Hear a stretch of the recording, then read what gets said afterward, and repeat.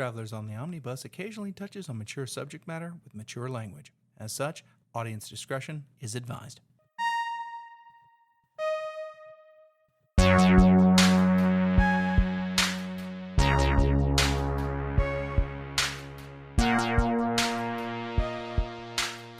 was a cold November morning, somewhere around 5 o'clock.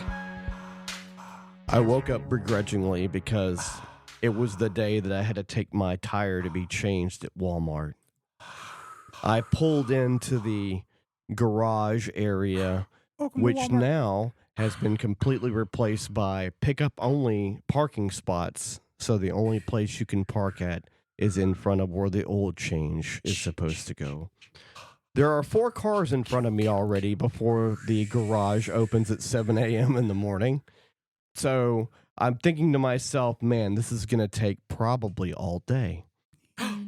So surprisingly, 8:30 rolls around and I get a message on my phone while I'm perusing the non-existent DVD section that has been replaced by records. What year are we in? That my car is ready. So I walk to the auto department, and my car is ready. They're okay. As I'm walking out, they're pulling my car back in. Apparently, they've forgotten to put the hubcap back on my car, and my car does not have a snap-on hubcap. Not the hubcap. Hubcap. It is at this point that I realized that if they wouldn't have already been pulling my car back onto the chassis, I would have told them, don't worry about it. Because I had a gut instinctive feeling that something bad was about to happen. And that paid true. As I hear the air compressor driven ratchet torque my bolt off of my wheel. They snapped it clean off. I am then informed that by my ears that they didn't have it set on lefty loosely, but righty tighty. I'm informed by the manager after I'd already paid for everything on my services, which came to $92 because I got the rotation like an idiot. Just shy of 100. I'm informed to take my car to Classy Chassis because apparently they have the equipment to fix the bolt that they ripped off the chassis of my wheel on my tire. I drive the Classy Chassis. By now it's 9:30 in the morning and I've been up for 4 hours. Should have gone there in the first place. Well, I go there and I'm informed by the very nice gentleman behind the front counter that yes, they do that, but typically what I have to do is pay them first and then Walmart will reimburse me. I informed the man behind the counter very much that I have just spent $92 and I don't get paid for another week and I probably won't have the money to cover it because I had looked on Google when I found this out and found out for this replacement with parts and labor would cost around $142, which I did not have in my bank account. Then very nice guy. He says, you know what? Walmart sometimes covers it, but I think they're over their quota. I'll tell you about that in a second. So he comes to me. He's like, you know, that they typically what they do, they will cover it, but we'll just keep the car here until they cover it, and then we'll fix it or whatever. My friend Ashley happened to be in town and came and got me, so I didn't have to sit there and wait in the cold. Thank you, Ashley Krebs. I get a call 2 hours later, 11:30 in the morning, that Walmart will cover the tire now, and I don't have to worry about that anymore. No more stress on that. I get another call an hour after that saying, actually, they didn't just break the bolt off of the wheel chassis. When they did so, they damaged the ball bearing and the housing as well. And then they had to wait for Walmart to call back to see if they would cover what would be a $450 job. Fast forward till 4 o'clock in the afternoon, and I get a call from Walmart saying my car was ready, or the payment they paid for the clearing, and that no problem. I'm like, cool. And then Classy Chassis calls me to let me know 30 minutes later that the car is ready, but that I would have to go to Walmart to fill out some forms or whatever because it was my fuck up.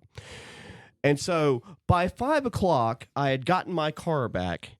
almost 12 hours after I'd been awake to go get the tire changed. Welcome to Travelers on the Omnibus, a field trip through nerd and pop culture. I am Jody Kite. I'm Ethan Skinner. I'm James McCarthy. I'm Brady Davis. And I gave that story the respect that it deserves. I appreciate it. Gotta add the I gave ambiance. Walmart the disrespect that it deserved.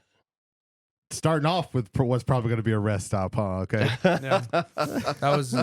We tried to ASMR it to get people ghibli. Yeah. The last time I went to Walmart for any type of like auto issue, I waited 8 hours for them to change a single tire. See, the issue is apparently my tire is being phased out, the size of tire that I have, because Friday after I got off work, I did not want to go to Walmart Saturday morning, and I went by 3 places, and neither of them had a tire for me.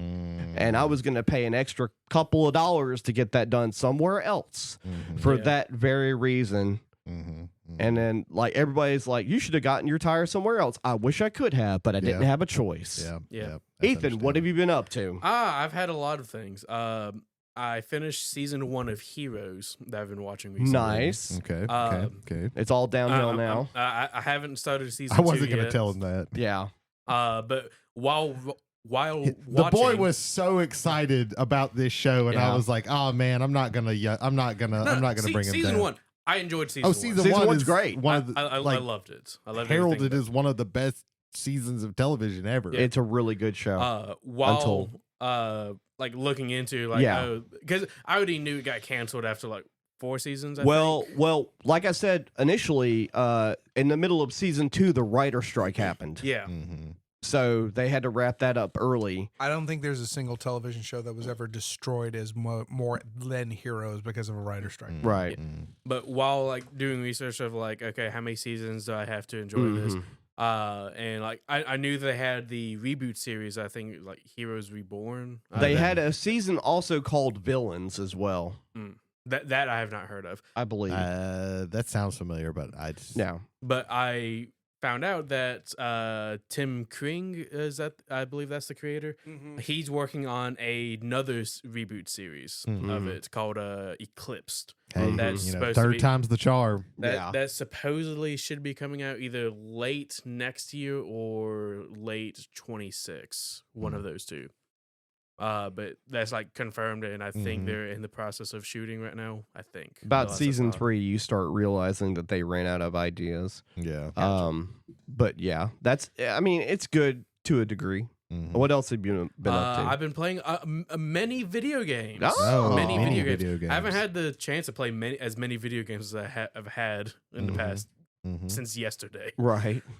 They currently have the 30th anniversary sale on PlayStation right now, so they have a lot of stuff added to their games catalog. Right. The sales never stop on PlayStation, by the way. Like Black Friday happened a month ago. Yeah. Not really. And then Cyber Monday week. Yeah. And now we're in 30th anniversary territory. That's going for the entire month. Right. And it still has some of the same games that were on sale 2 weeks ago. That's usually what they do. Yeah.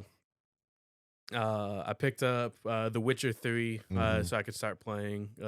I still need to play that. I bought that like 4 years ago on Black Never Friday. played it. and Same. Never played it. They have the Persona collection on sale for like $30, I think. Is that like wow. 1, 2, and 3, or It's 5, 4, and 3. Oh, wow. With like the that Royale is edition. yeah. I want to say And the golden edition for yes.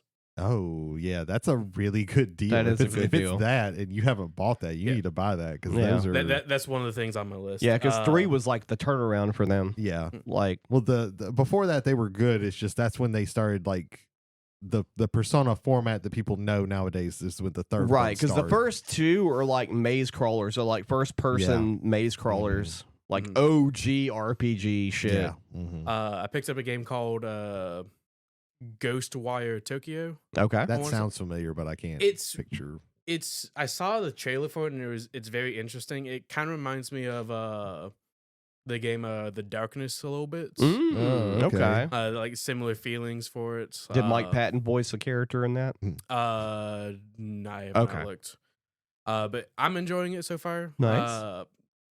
I also picked up a game that me and Bianca are playing, A Way Out. It's the same people that made It Takes Two. Yeah. This is their first game. Yep. Okay. I'm enjoying it. She's also enjoying it. Okay. There's a section where one player's like driving like a getaway car, and the other one's in the back of a pickup, like shooting at vehicles. Mm-hmm. And all the while, the like police and army trucks are trying to like ram into you, and Bianca's driving, and she's just going, stop hitting me! I just want to get away. I'm like, you're moving. I can't help. We had to redo that 5 separate times. Oh, That's the one where you're like two. Two people two trying cons. to like, Yeah. escaping prison. Yeah. Okay. Okay. Okay. I'm enjoying it. We I'm interested to started- hear what happens when y'all get to the end of that one. I know the end of it. Bianca doesn't. Oh. Yeah. I still haven't played it yet, and I own it, so don't give Okay. anything away yet. Okay. I won't. Yeah. We had to do that like 5 separate times, Mhm. and it was like Yeah. it's the same feeling I had with playing It Takes Two, where I can get past this platform section with no problem whatsoever. Mm-hmm. And then Bianca's just like bouncing on the toy drum, trying to like catch, like, okay, Yeah. I'm gonna go, I'm Yeah. at the right height. I didn't double jump, I died. Oh, yeah. So I'm like, yeah, this is what I signed up for. Yep. Yoshi's And then- Island. Mm-hmm. I've actually never played Yoshi's Island. Oh, man.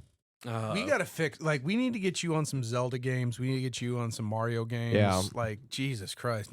And then I want to say the last game I started playing was a game that Jay is going to be talking about here soon. Yeah. Marvel Rivals. Yeah. I'm gonna talk a lot about it. Mhm. Yeah. I am fairly enjoying it. Yeah. I need your Marvel ID. I gotcha. I'm fairly enjoying it. I think the team up abilities are super dumb, Mm-hmm. and they can be either the best thing ever or like, okay, cool, Yeah. this is happening. I really like a Winter Soldier, Punisher, Mhm. and Rocket, Mm-hmm. because they have a team up ability where Rocket can put out a little ammo crate, and Winter Soldier and Punisher have infinite ammo where they don't have to worry about reloading or anything like that. I love that, like, it's Marvel, so you get like all of these cool superheroes with superpowers, and you pick 2 guys with guns and then a raccoon with guns. That's just one of the better team up abilities. I'll definitely pick the raccoon with guns. The raccoon with guns I can give you, but like the other 2, Yeah. it's just dudes with guns. Yeah. Like Yeah. it's just two dudes with Infinite guns. But it's specifically those 3 have a Yeah. team up ability. I mean, that no that's one else cool. has. Yeah. That's cool. It's just very funny that like that's who you like. Oh, Yeah. And then that's who you called out. the only complaint that I have is the complaint I had with Overwatch, where everyone wants to play all these cool, like, oh, let me play this this duelist character. Oh, let me play this cool tank. And I'm like, someone play a fucking healer.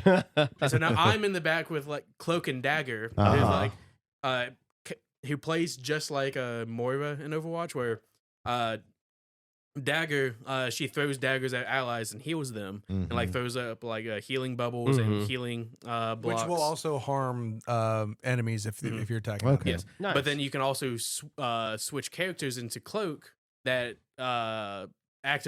continuously damages enemies. Can cloak your allies to make them invincible for a short period, and they have an ultimate where you dash 3 times. And it heals allies and damages enemies. That's like within that. Well, it creates Okay. this kind of cloak area that Okay, that's cool. it's a dot and a DOH. It's a HOT. It's healing over time and damage over time. Yeah. Pretty cool. That's pretty cool. That and Jeff the Landshark. Yep. Oh, yeah. Jeff the Land I Shark. have died many. I so respect them for doing that. I just do. I have died many a times of Jeff's ultimate, which is he like creates this whirlpool in like a large area and swallows everyone up, and he can like shoot all of his allies towards like whatever post they're trying to get, and he will just jump off the cliff and kill all the enemies that he has. Kirby swallowed up. time. Yeah, Okay. It's Kirby. it's great. That's pretty cool. Jay, pass it on to you. Okay, hello. Okay, so there's this game you may have heard of. It's called Marvel Rivals. I don't know if anybody's talked about this yet, but no. I like how you just took your power away That's as fine. the host. Oh, he's already talking about That's it. fine. He's gonna I add beat more him in to a it. 3-hour Magic game. It's fine. Yeah. Y'all played that game longer than we played Ankh. Which is Yeah. impressive. Yes. and that was a teaching game for Two three people. of, three of Three. the Three. players. Yeah, 3 of the Nice. people had Yeah. never played it before. Nice. Yeah, so that was crazy. So we Yep. played Ankh tonight. It was very fun. Yeah. Glad to get new people into that. Right. There's another board game we're going to talk about very briefly, but yeah, I do want to start with Marvel Rivals. Yeah. You may be hearing me talk about this in about a week. If you know what our scheduling is, just leave it at that. But yeah, its positive is the same as its negative. It's Overwatch, not Overwatch 2. Right. It's Overwatch. It is superheroes with super heroic abilities fighting one another. It's a great time. If I had a second negative for it, there's not enough maps yet. Yeah. That being said, the cost was 0. Right. From what I understand, all the characters will always be free. It's cosmetics, and that's pretty much what they're doing right now. Good. If they hold to that, as far as that goes, I'm fine. If it ever is a situation like I'm okay even with like, okay, we're gonna do this like $15 expansion and it's gonna add all of these other modes to it. Okay, that's fine. Right. Like if they promise a PvE mode and they Right. deliver on a PvE Right. mode, Yeah. I will give them money for that just Right. to spite Blizzard. Right. Yes. That's how much Overwatch 2 pissed me the fuck off. That was the only reason I wanted to play Overwatch 2. That has been said at least twice by me on this very podcast. Overwatch and 2, they just got rid of it. and they didn't even really add any extra objectives either to that game. Initially, they got you to pay money for a game that never ended up existing. It's just Overwatch. Right. Except it's a 5-player count with a limit of 1 tank. So you're like, I get it. Goats destroyed the competitive. Like, they built that game to be competitive. Mhm. And the Goats format absolutely destroyed that. Right. Because it was slow, it was chaotic. You couldn't really cast it because it's like, okay, what's going on? It's because basically the two teams, in order to defend against Goats, you had to also play Goats. So you had 6 people running into this giant glob, and it's the same 6 heroes almost every fucking Yeah. time. And they're beating each other up in a circle, and whoever wins that fight, they either keep the point from being pushed, or they're pushing the point, or they're capturing the point. Right. And it was fucking annoying. Goats is like one of the worst things that's ever happened in competitive esports. Fallout. Goats was basically like, take the 3 hardest motherfuckers that you can find. Then take 3 of your beefiest fucking supports. Brigitte particularly made this thing work the way it was because she was also a support. She was a support, but also had a shield so she could tank a little bit, and she had ridiculous like Knockback. DPS knockback and stun. Yeah. Mm-hmm. It's like, I like the character alone, but they did not test that out. And then when finally, it's just like when Goats became the meta, it was like fucking A. But Rivals is Rivals right now is in a very good spot. It's season 0, so they're still working out, ironing out some major stuff. They already released a major patch. It was about 8 gigs. Hold on. That really, like, for me is like they see gaps and they're fixing them. Sometimes the gaps are going to need more than that, so we're going to work on it. Right now, I think there's nothing so overpowered that it overshadows the game. The thing with like Jeff, where he can gobble people up and spit them out and send them over the edge, that can happen. It's not game breaking. It's Right. something you have to watch out for. You have to plan for. If Right. you can do that, you're fine. yeah. One of my favorite Marvel characters, probably my favorite Marvel character, and I get to play him is Doctor Strange. Yeah. Doctor Strange is built like a tank. If you come from the Overwatch world, he's effectively Reinhardt because he has the shield of the Seraphim, which is the shield that blocks all incoming fire. Way weaker than Reinhardt's shield and smaller than Reinhardt's shield. Mhm. So you have to be more mobile with it. He is more mobile than Reinhardt is, in my Right. opinion. He also has a really cool ability. As you hit people with your regular attacks, you're building up dark dimension energy, and then you can expel it with this attack that kind of like is a cone in front of you. And the more dark dimension energy you have, the more damage you're doing. So you basically you keep hitting people, build that energy up. If it builds too far, you can no longer be healed. And so you have to be considered, okay, I have to expel this now, even Right. if there's nobody here because you know what's Right. going on. Eye of Agamotto is a time stop for his area. Basically, it is a stun. Rather than Reinhardt's stun, which is a cone in front of him, it's an AoE all around him, which is just fantastic because you jump in, Eye of Agamotto, boom, everybody's stunned down, focus fire on what you need to destroy, and then clean up with the rest. It's very simple and easy if you have the right people with you. A friend of mine said, Yeah, but he can't really carry a game. Well, tanks aren't supposed to carry a game.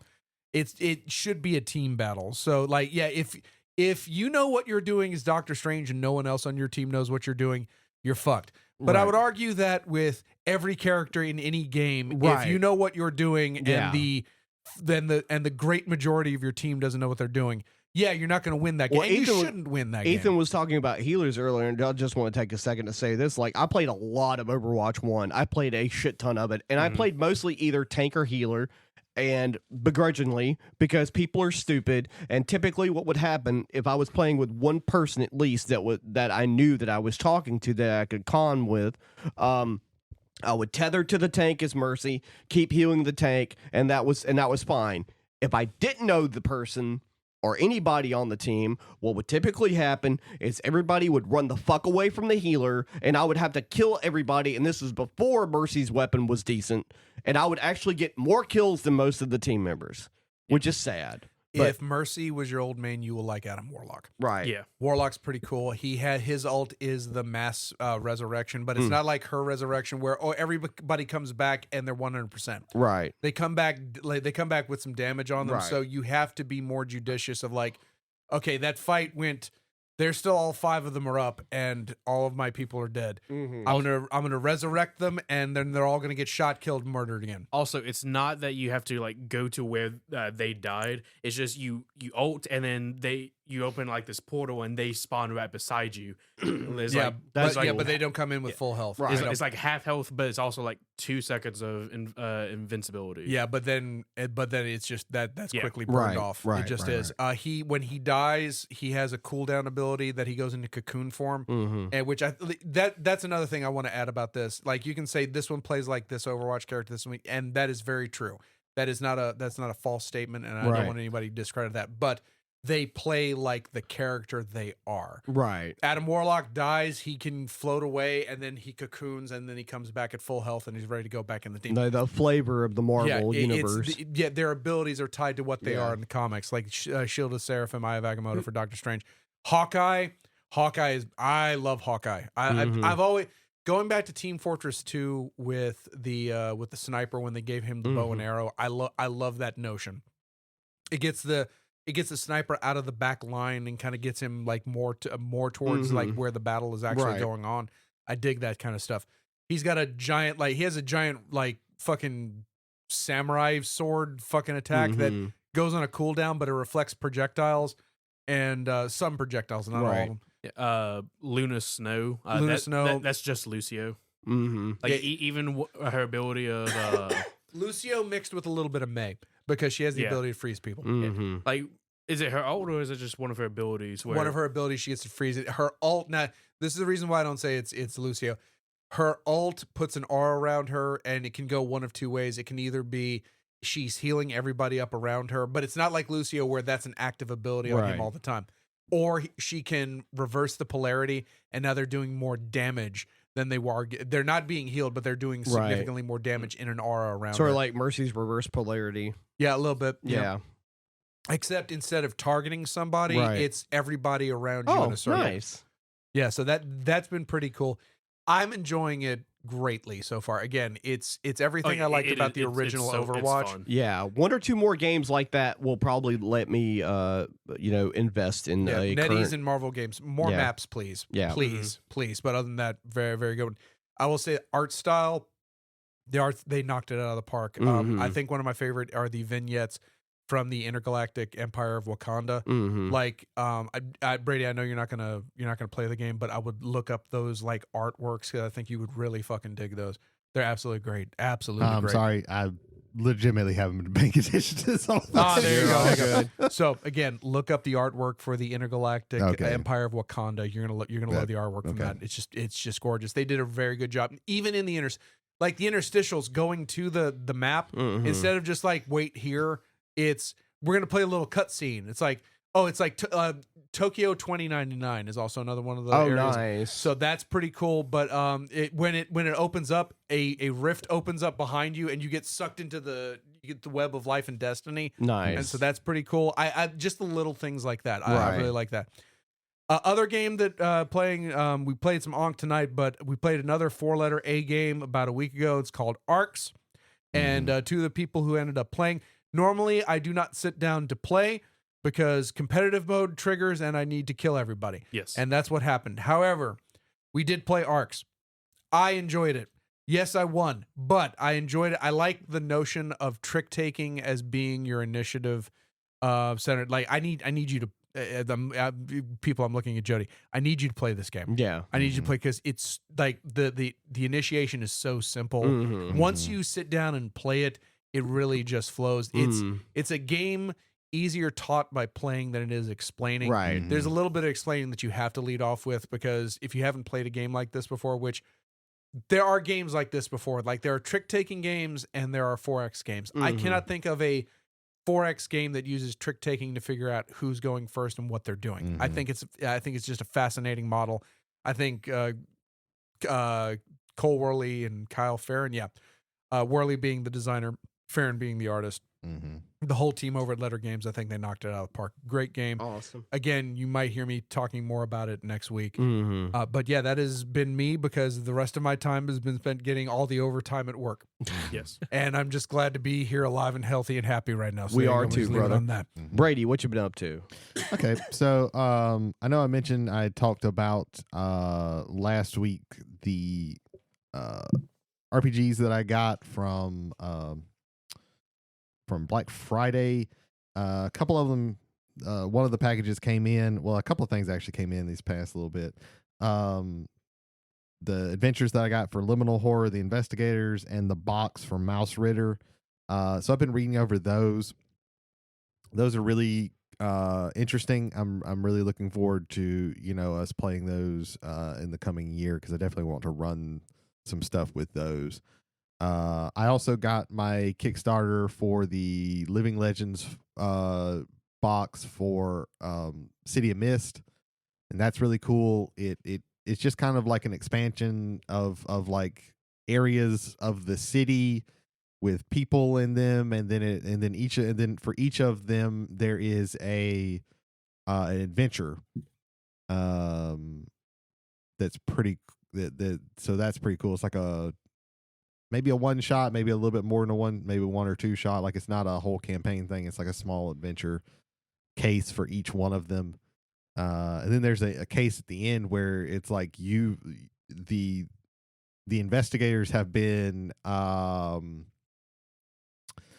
framed, and you're actually trying to get out of that jam. But that one looks pretty cool. Looking forward to that. Also, I've been doing some more reading because the 5th book of the Stormlight Archive came out last Friday.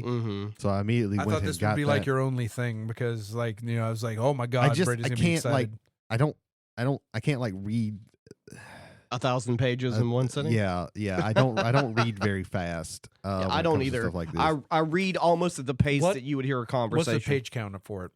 Almost 1,500 pages. Yeah, I'm getting it. That's the extended version of The I Stand. think it's like 1460 something. Holy Wind and Truth. shit. Yes. 1462 is what I'm saying.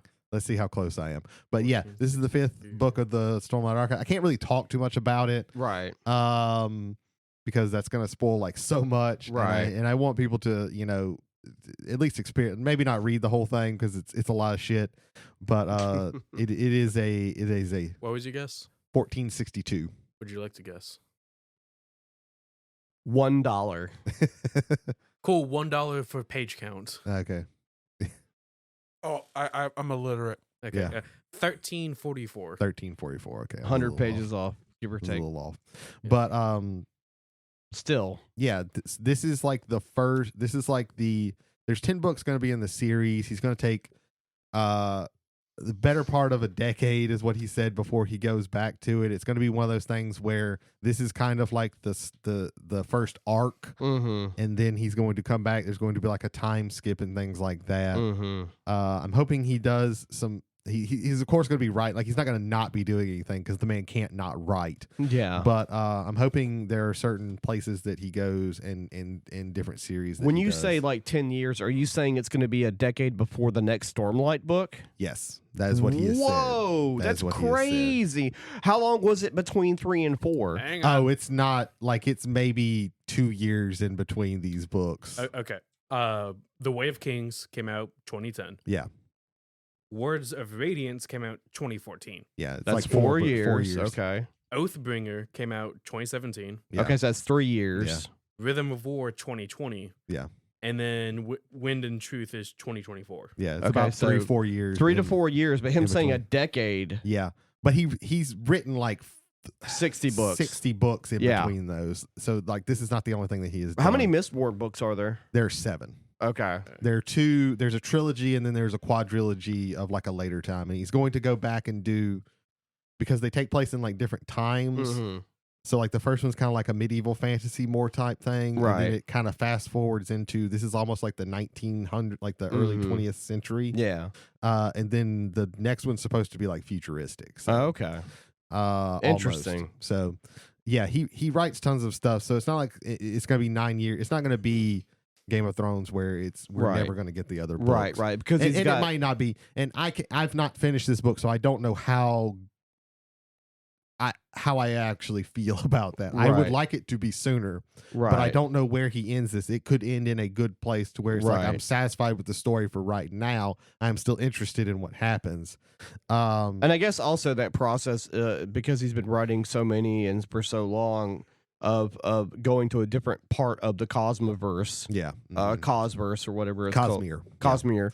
Cosmere, which is his like branching universe. Yeah, of it's like everything. everything is at least tangentially connected. For a lot of it, you don't have to know all the nitty gritty Mhm. stuff, but it does help a little bit. Stormlight, I think it gets to where you're gonna have to start like doing a little bit of research at least, or Right. reading these other books. Yeah. But yeah, when in truth, this is kind of like it's the halfway point, but it's kind of also the finale. Like, so Right. I know something big, like a whole bunch of big things are going to happen in this book. I'm just not there yet. I'm about 2/10 ish. Because it's Right. like he usually separates separates it into like books that he calls it in there, but this Mhm. one's separated, and you'll understand why if you read the series. This one's separated into days, and there are Mhm. 10 days in this. Right. And I'm right at the end of 2. But then he has like interstitials between those. He has like where you some like a chapter of like a couple of different people. I guess for him, it's like instead of him taking a break from writing, he just takes a break from a section of his universe. Yeah. But and there might be he'll probably write some novellas Mhm. and different things. Yeah, he doesn't stop writing. Yeah, and I hope that there is a specific part of this history. I hope that he goes back to the beginning, like the beginning of this, and finally like talks about that, because that is like one of the most interesting things. Right. But yeah, when in truth, it's really good so far. The characterizations that and the places that the characters are going now Mhm. are very interesting. There have already been some like really interesting revelations that make you think about the other things that have happened in the other books differently.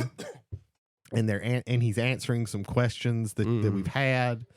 So I'm really looking forward to it. I need to I'm hopefully I can finish this up. Not it doesn't take me forever, but Right. I'm liking it so far.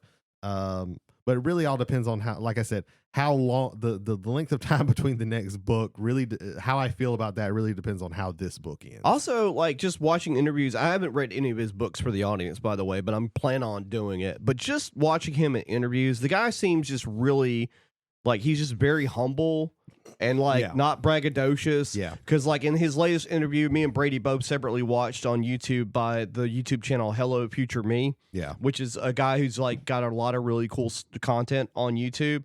Yeah.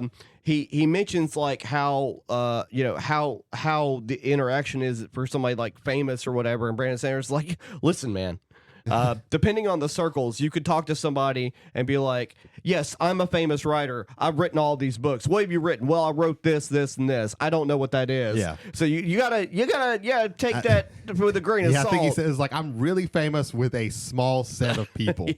Like a small set of people, I am ridiculously famous. To everybody else in the world, they don't know who I am. Nobody knows who I am. That's great. Yeah, that was a really good one because he talked about some of the influences for his different book series. For his different stuff, which is cool. And he talked about like the interesting things about the influence, like how these things influence. Because he's like, oh yeah, Dune influenced me, of course. But Dune influenced me because in Dune, the magic system or the system that like gives people powers or whatever is also the currency. Right. So I wanted to do that in this. So he took a piece. So that's an interesting piece to take. He was like, oh yeah, Watchmen, where in between each of the issues, there was this little in between thing where you had a piece of prose that was like a write-up from a news article or something, and it made the world feel lived in. So what I wanted to do is have these like sketches in between certain chapters and stuff like that to kind of to give you like a visual thing with mine, since it's all writing with me. So like it's really interesting, and you can also he's given lectures at Brigham Young, and you can watch. There's I've watched a whole like bunch of them, 5 or 6 of those on YouTube. I've watched pieces of them, and the way he talks about world, and he mostly I think he does. I think it's about world building. There's two sessions on world building. There's a session on characters. Yeah. Which plot. Which are the world building and characters are his like forte. He's really, really good at that. So yeah, that's what I've been doing. It hasn't been a whole lot, but I've been mostly doing some reading depending on what it is. So dare we ask what Jody's been doing?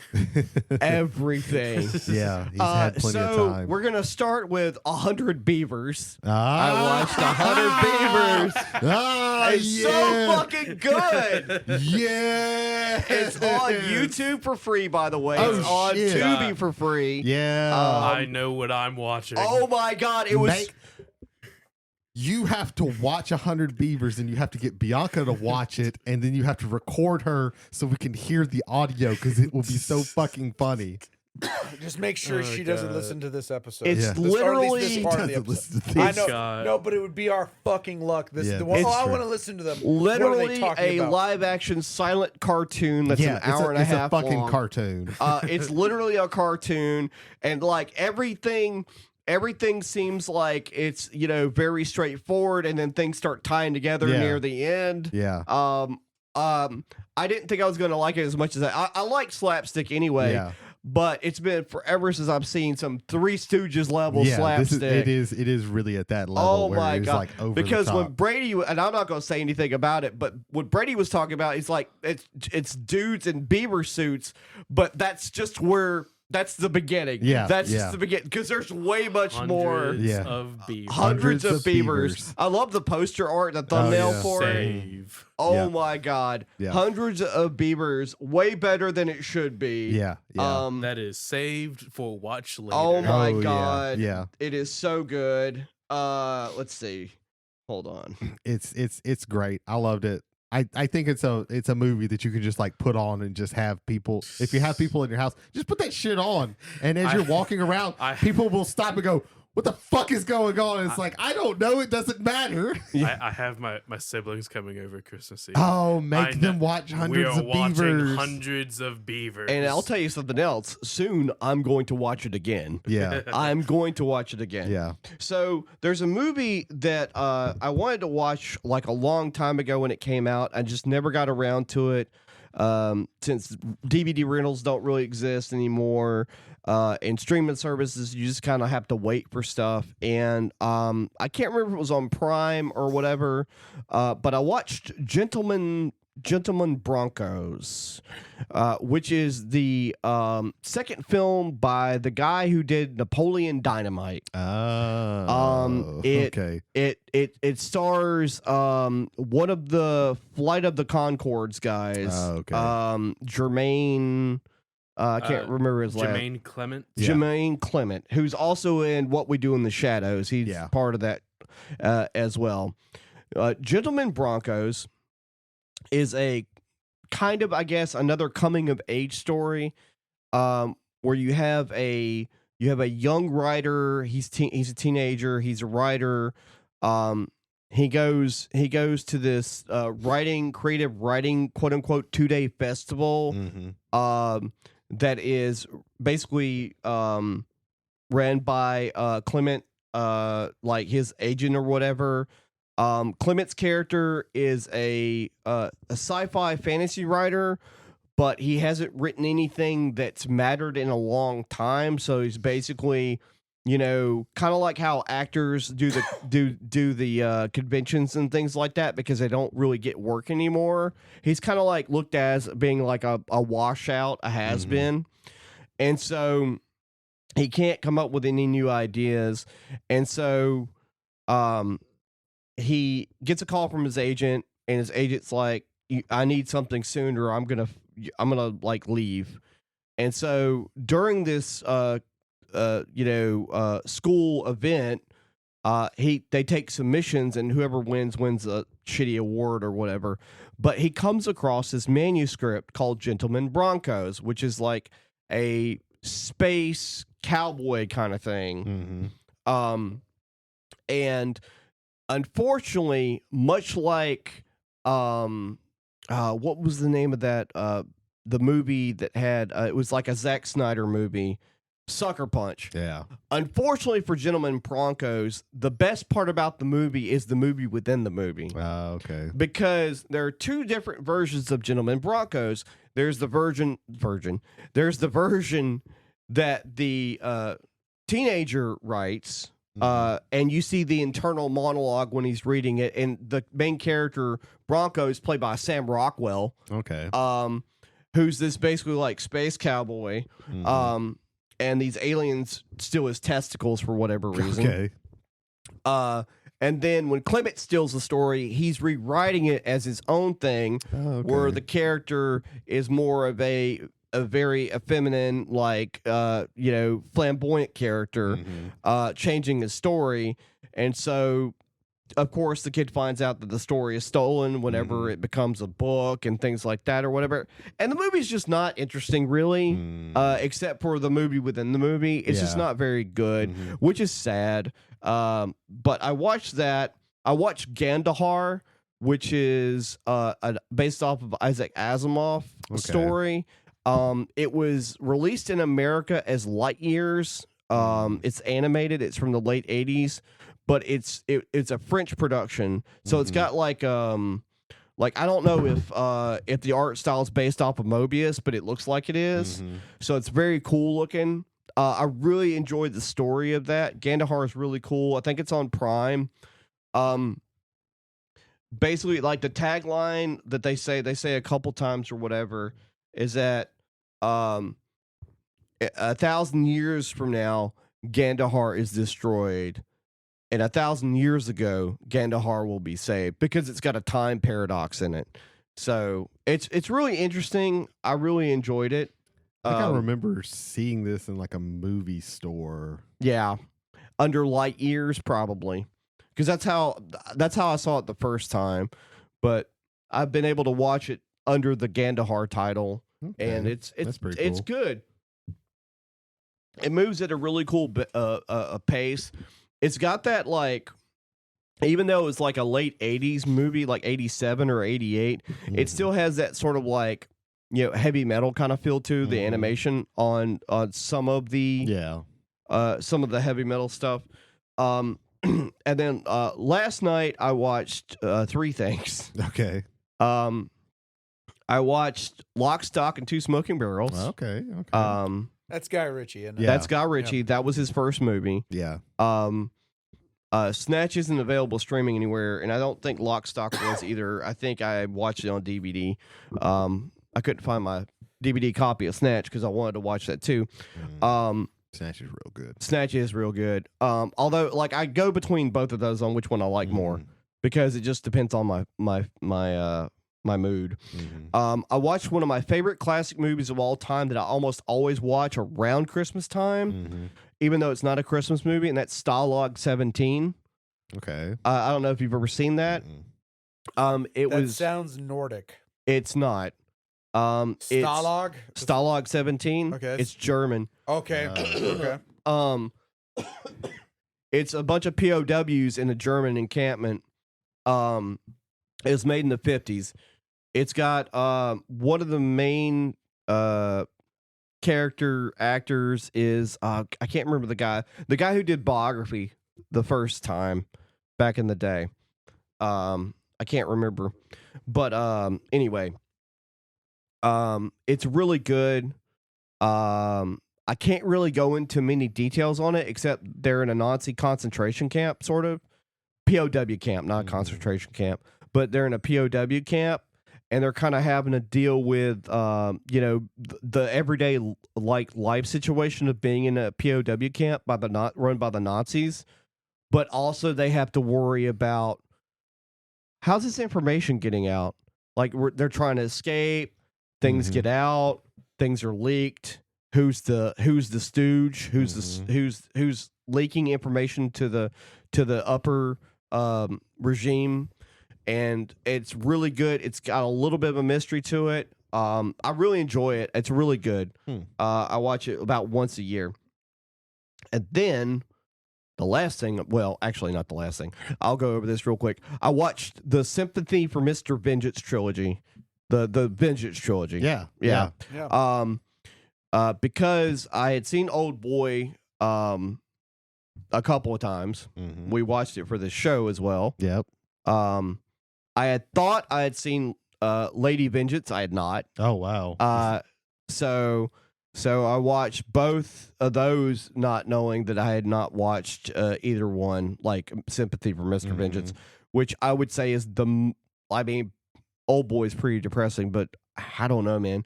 Sympathy for Mr. Vengeance is very depressing. Sympathy for Mr. Vengeance is bleak. It's nothing but a series of everybody gets fucking shit on. Yeah. Just like, and the character, and they do a swerve that kind of like turned me off for a minute until I figured out what was going on, because I thought the main character was the main character that's like near the end, not the one we follow throughout most of the movie. Yeah. And he reminds me of the main character from the original South Korean movie Bangkok Dangerous. Okay. Yeah. Very in the same kind of vein. He can't speak. And he tries to do good. Yeah. And it doesn't work out for him. Man. Oh my God. I'm gonna say this without a spoiler. You understand why I have to kill you now. Yeah. Yeah. Woo. Woo. All right. And then, to my surprise, I don't know. I think because I was on Prime and it auto played after I watched Gandahart started auto playing a movie. Or I wasn't paying attention and I hit a button or whatever. And I started watching it, and I wasn't going to watch it because of the subject matter. Yeah. Because like I'm just not interested in these people anymore. But I was encapsulated with what was happening. It's a monologue by a teenage girl, and she starts talking about her parents. And she's like, you know my parents, but you only know what you think you know. You only know what you've seen through other people's eyes. Her parents are Yolandi Visser and Ninja de Antwoord. She's 16. So she starts telling the story about her parents, where they were in the middle of the story, how that it goes to how they met, it goes back and forth or whatever. And man, are we wrong on a lot of things. They are actually not terrible people. The Toki character, everything he said was a lie. He was trying to do whatever he could to get money because he has a drug habit. Okay. So there was a lot of things, and they're just like sitting there being real people. Mhm. like in the interview part, talking about things, talking about like them breaking up and getting back together and all this other stuff or whatever. It was a very good documentary. The way they laid it out was very good. Yeah, I'd seen that one on Prime, and I'd been interested in it. It's a good watch. I would definitely check that out. But there's one more thing. So I got a little bit of a show But and wait, tell. there's more. There's one more. Got a little bit of a show and tell. So I'm going to ask you guys to trust me for a minute, and everybody close their eyes. Oh, Jesus. This is dangerous, but okay. Give me just a second. God damn it. It's in my bag. I guess everybody's eyes. Who's are closed. touching me? I know my eyes are closed. Ethan, are you touching me? Stop doing that. If Stop doing it. Stop doing everybody it. else I'm just might have looking their at the eyes ceiling open, with my eyes closed. and I am. How are you How looking do at you- the how ceiling do you if your know eyes it's are the ceiling? closed? Because I know the vertical direction. Are you sure about what that? if you're upside Possibly. down? You didn't even think about that, did you? You simple, stupid son of a bitch. I'm Jesus looking Christ. in a direction, but my eyelids. This is are going on way too closed long. shut. I'm starting to feel paranoid. I don't know if this bit will stay in, but we're gonna find out. Yeah, we'll I'm see. afraid of what I'm going to Yep. see when I open them. Yeah. Naked Jody. Jesus Christ. We're gonna get naked Jody. I didn't want to think it, but now you thought Man. it. Yeah. We're gonna find That's- out that his penis is it's a very- tripod. It's very interesting that your mind is going there, Jay. It's yeah. Why not? I mean, fuck, it's naked Jody. All right, you can open your eyes lady- now. Okay. Merry Christmas. Holy shit! Oh shit. Holy Oh, shit! it's Frog from to Frog and Toad. Holy shit! Hi, Frog. How you Okay. doing, man? It's good to see you. Good to see. Holy shit! I got a Gundam. Now I gotta get Toad. I gotta come That's in great. your How you doing? deck. Fuck yeah! There you go. Wait, is that? Oh shit! That's the good one too. Oh, it's the good one. That's Okay. the good one. Yeah, that's the Universes Beyond one, isn't it? Like It's the Okay. Warhammer It's the Forces token. of the There you Imperium. go. Yeah. It There you is go. the best Warhammer deck. in Okay, my well that's opinion. good to I got that's good Frog to know. from Frog and Toad. I'm happy. I Okay. now I need to get Toad now too, Damn. so I can pair them. And I need to get I need to get a double bicycle for him. Oh, that's Wow. cool. Yeah. Wow. Shit. How you doing, Frog? Oh man, thank you, Jody. You're Damn. welcome. This is good. We that- like this. I appreciate it. We You're appreciate welcome. that. I'm gonna tell you. I'm gonna tell you guys what I told Ethan earlier, and I've told this to different people in the gigantic circle of friend groups that I have. Typically, because I know so many people, you'll only get one. Yeah. You'll get one nice gift. But the thing about the nice gift is that you'll remember that I was the one that gave it to you, and this is the only one you're gonna probably get. Yeah. That's how you do it. Yeah. But that's how you do Very it. good. Jody, thank you. You're welcome. thank You're you, thank welcome, you. guys. I You're still, welcome. I still need to get Toad though. It's okay. I will Well, get Toad. yeah. Though. It'll be great. Mhm. Thank you, Frog. Yeah, they lied about that guy because the picture they showed was much bigger. No, it's okay. Mm. But I thought you would like it no matter what. I'm big in spirit. I'm Yes. Frog. Yes. Mhm. Yes, and the Gundam models are snap fit, so they're like Legos. Yeah. That's why I got it for you. Yeah. You still have to cut them off a yes. screw. You need a small needle nose pliers and maybe a little bit of a file, but besides that, you don't need anything else. Nice. Mhm. Now, if you want to make sure that it cuts, well, I will say this: Redgrass Games makes an excellent snipper that Mhm. like clean lines. You have no stress fracturing. Like I would recommend those over needle nose plier. I would. Well, I meant like any sort of like those, but you can get some. Harbor Freight's got some good stuff Power too. Freight could do it too. Yeah. I like this. I can't wait to put this together. Awesome. I'm glad you guys like the gifts. I never expect anything back from those when I give them out. I just like doing it whenever I can for whoever I can. That's kind of the same thing because when we were over at Universal, Mhm. we found we didn't talk about this on the podcast, but we found like the movie posters for Yes. the original Universal monsters, Right. and we tried our best to get y'all something. Yeah. I got Ethan and Bianca gave me the Invisible Man. Yeah, I got the Bride of Frankenstein. Dracula for me. Yes. Yeah. Right. So I want to continue the love fest. This is some personal feedback. This episode, passengers that you're listening to right now, is the 50th regular episode that we have recorded this year. This is far and away our most productive year as far as regular episodes, rest stops, things like that. For everybody that has followed along with us for this year and for the years past, but particularly to the three other men that are in this room, I cannot thank you enough. Last week, even with you having to phone in, Jody, mhm. editing this podcast is one of the most relaxing things I can do because it's basically hearing back like friends Mhm. talking about the things that we love to talk Right. about. Mhm. And again, 50 episodes this year. We're going to make it to 51 with next week. Right. But it's the most we've recorded. We did our 100th episode, our 100th regular episode early, like I want to say in the spring of this year. Mm-hmm. Just a lot of ticks and boxes that I really think I'm impressed with us about. And I just wanted to say, just from the bottom of my heart, again, to the passengers listening out there, but also to the travelers here in this room, thank you, thank you, thank you. I echo that Oh, sentiment. yeah. Yes. Yeah.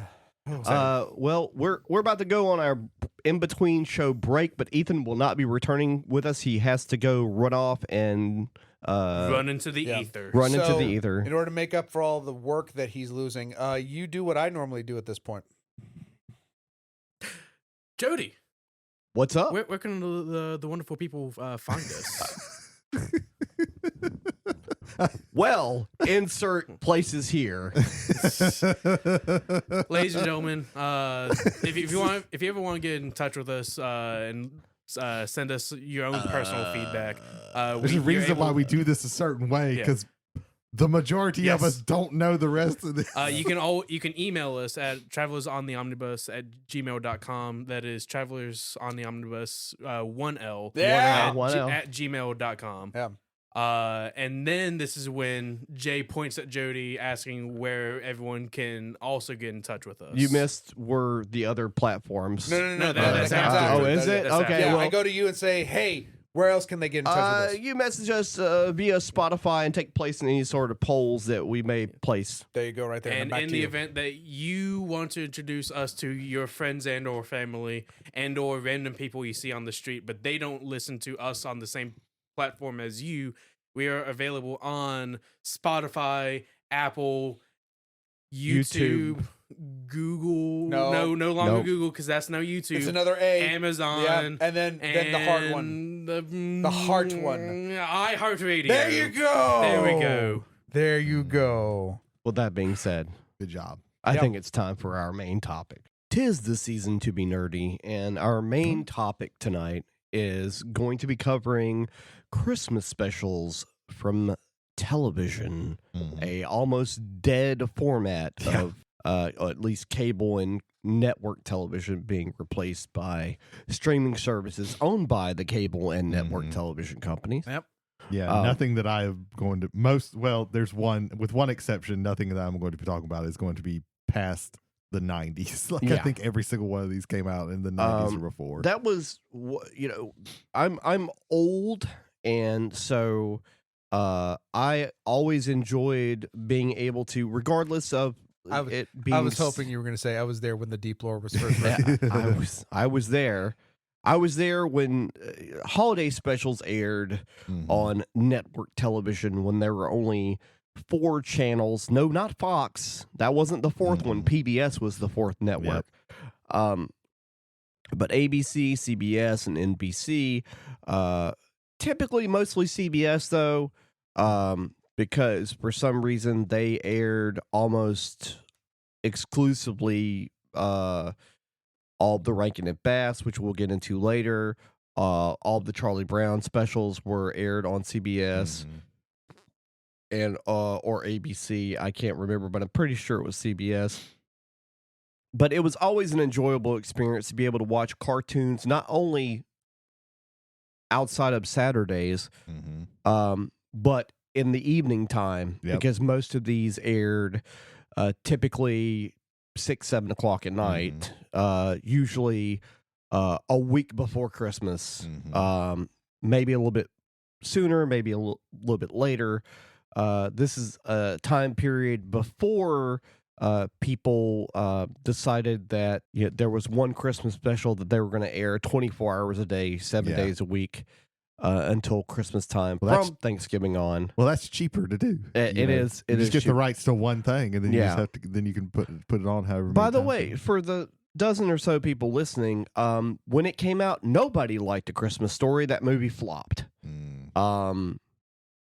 It wasn't until the mid to late 90s that TNT started airing that show, that movie on television once a year, and then some reason decided on Christmas Eve that they would air it for 24 hours, and then they would air it on Thanksgiving. But I'm going off topic here. like the one that I remembered from an early age was Merry Christmas, Charlie Brown. Mm-hmm. That was the first one that I remember. Do you guys watch that one? Yeah. What? Magic hands. All you got to do is get a bunch of kids together and just flutter your hands around something, and it becomes the greatest thing ever. Were there two of the? Were there two Charlie Brown specials, or For was Christmas? it just the one? There was really the one. There might have been another one, but there's only one I really remember, and that's the one where, you know, the kids at school give Charlie Brown the job of getting a Christmas tree. Yeah. Okay. And much like anything, Because I remember it as a Charlie Brown Christmas, but it might have been called different things at different times. it might have been a Charlie Brown Christmas, but Yeah.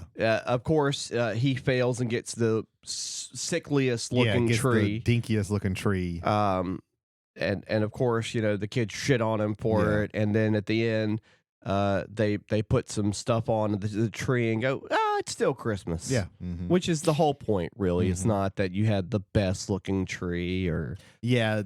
It was, if I'm not mistaken, like Charlie Brown, like his whole thing was like people were starting to like. This was around the time Christmas was starting to be like corporatized, very commercial. commercialized. That's the better word. And he was against all of that. And like Lucy and all of them were very much like wanting to make The things prettiest tree. as you know, they wanted like a metal tree. A very nice metal tree. Yeah, they want a Mhm. metal tree, which man, that's a that's really Mhm. old school talking about metal trees.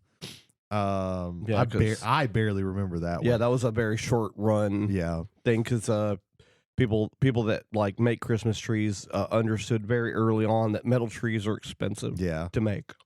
But this one also has the, you know, Snoopy skating around. Mm-hmm. And, what's it? Linus at the end gives like the Christmas story from, was it Matthew? Is that what the Christmas story is? I think so. Yeah, I But remember. and then the for Easter some child reason, is I born remember and- it being the first thing in that show. I I think remember that it being was the the- lead off. I think that was near the climax, but it's been forever since I've watched the movie. I don't know why like- in my brain I that don't it's wired that remember. way. I mean, it might be. Again, I haven't watched it in forever. I don't watch those Christmas specials too often. I don't anymore. anymore. As well. Everything that I'm going to be talking about is coming from memory. But yeah, Charlie Brown Christmas. That was a big part of. I think I actually had that on tape. I'd watch the hell out of that on Christmas or around the Christmas time. Then there was Emmett Otter. Jug Band Christmas. Jug Yeah. Band God, I never Christmas. love watched. that. I never watched this one, but I've always heard about it. That's low key one of my favorite Muppet things of all Mhm. time. It's really good. I've heard nothing but good things about it. It just wasn't one of those things that I watched. It was never on the show. It holds That up. is the reason why I ended up getting the Riverfolk expansion for Root, because it was otters on a boat Mhm. going down a river. Mhm. I swear to God, that is a true story as far as my like. There was a board lot of gaming heart life. put into that. Oh, yeah. special. I've heard nothing but good things about it. It's Um, really good. Like it holds up to Mhm, go back mhm. to go back to. Yeah. Got down here How the Grinch Stole Christmas. That's a classic. The That's original Yeah. cartoon. That could be the star on the tree. Like Yeah. legitimately. Like, That like it's only like 25 minutes, but like It feels longer yeah. for some reason. it tells that story in just an amount of time, and then Yeah. gets you on to the next thing. Yeah, no, Mhm. 100%. Yeah, and they And, like- never did that again with the Grinch. Every Right. single one has got to be 90 minutes. Right. Yeah, like I like, they're both like similar in a way of, it starts out in a negative and then ends in a Mhm. positive. I think that's where like most of the good Christmas stories Mhm. kind of are made for TV specials kind of, would do that Mhm. because, you have to have like some sort of hook, to Mhm. get people into it. It can't be like all fuzzy rainbows the whole time. yeah. Mm-hmm. Quick shout out to Thurl Ravenscroft, who was the singer of "You're a Mean One, Mr. Grinch." Oh, That is yeah. one of the most iconic voices of Christmas, just from that one song. Yeah. And well, really and truly, I think for a very long time there until the Jim Carrey movie, Mm-hmm. like when most kids thought of the Grinch, they thought of the cartoon, which Right. he looks pretty much the same as in Right. but you saw him like moving and stuff. Mhm. You don't think of the pictures. To be honest, How the Grinch Stole Christmas, I think as a child, I only ever like read that book like a couple of times compared to like other Dr. Seuss things. It was always the animated special. And to the credit to those animators, that story, the visuals for that story to me are better with motion. Oh yeah. That's Chuck Jones, yes. I believe. Oh, yeah. But the song won the best children's song at the 10th Grammys. Oh wow. The 10th Grammys. Wow. Grammys hadn't been around a while, but they got that one Oh right. man, that's been bad. That's when a Grammy win was legit. Yeah. Thank you, Jethro Tull. Man. Never forget, Jethro Tull won the first best metal album. Yeah, over Metallica. Over anybody. Yeah, but especially Metallica. Flautists everywhere. What the fuck? Which I mean, I like Jethro Tull, but like I like no. they don't need to. They're They don't need to fun, win they're a a great metal band, album. but The they're not album metal. didn't even come out the year they won that award. That's Yeah. funny. That's very funny. So deal with that on your own time. Yeah. Oh Lord Almighty! Oh no, Frog has collapsed onto the roadcaster. Oh man. You might have all been muted. I don't know. What do we have that's not Rankin and Bass on our Christmas specials? Not much. I've got the Or the Muppets. Yeah, Rankin and Bass are the Muppets. Well, I've Well, got the Muppets are like boobies most of the time. Yeah, that's There was that TV special. I cannot there remember was a the name TV of it. special Where they're going to but I didn't know to Fozzie's mom's house. And it ends up being every single Muppet property ends up at Fraggle Rock. Oh wow. The Muppets, Sesame Street, Wow. everybody ends up in that house. Okay. And it was amazing. Oh my God. That to this day, Fozzie makes a snowman friend and they bring him in the house and he melts. Yeah. Oh yeah, I remember that Yeah, now. and it's like, oh hell, and they bring him back out and they put him back together again. It's like, oh my God. I remember that now. Yeah. Oh, that was so good. That was like I think it was they were at like somebody's parents' house and they weren't supposed to be there or something and it was Fozzie's mom. Yeah, It was yeah. Fozzie's mom. Yeah. She's like, oh my God, it's gonna be a quiet Christmas, and then ends up not being and a it quiet ends up Christmas. not being a quiet Christmas. I loved when Robin got a lucky pebble from which fucking Fraggle, god damn it, Gobo. He got it from Gobo, and then he ends up giving that lucky pebble over to somebody else. It's like, oh my God, it's like that's so awesome because it's like the all stars of the Muppets just all in one place. Anytime where and this is a little off topic, but anytime they had those like all stars things where like people from different shows or cartoons would show up with each other, it was always awesome. I've got one of the things I always loved as a kid was watching different versions of A Christmas Carol. And one that falls into like the special or the TV show type thing is Mickey's Christmas Carol, where Mickey is Bob Cratchit. There was Scrooge is Scrooge McDuck. We got like Goofy is Marley. Pete's the Ghost of Christmas Future. I can't remember who the other two ghosts were. It's been a while since I've watched it. Didn't Gonzo play No, Gonzo was in the Muppet Christmas Carol. Oh, okay. Which I would love to talk about, but it is a movie. Maybe next year we can talk about like different movies of the Christmas Carol. We'll probably. Somebody put that in the. I reserve Scrooged.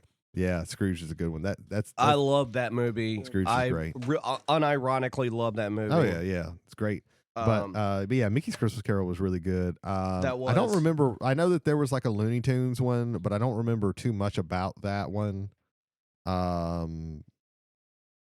For some reason, I just never watched that one. I don't think as a kid. There was the claymation special. I don't know if you ever watched that one. There was a Gumby Christmas. I remember. I don't remember much about the Gumby Christmas, but stop motion to me is always like when it's done well, right? And the production house that did the Gumby stuff always to me knocked it out of the park. Yeah. I just love it's unnatural movement, but it's not so unnatural that it hits the uncanny valley. But it's something you can kind of relate to. Almost every claymation thing that was made in the 80s and up to the early 90s was made by one studio. That's interesting. Was it the Harry House? Was it Ray Harryhausen? No. The the guy who did like the California Raisins Christmas special, and also God, the California commercial, Raisins. right? Also did the Mark Twain movie. Mm-hmm. I cannot remember the guy's name, but it's something really strange. But let me see. Hold on one. Yeah, we've second. watched that clip. From Will them. Vinton. Will Vinton Studios did so many things with stop motion. So give me That's just pretty cool. one second.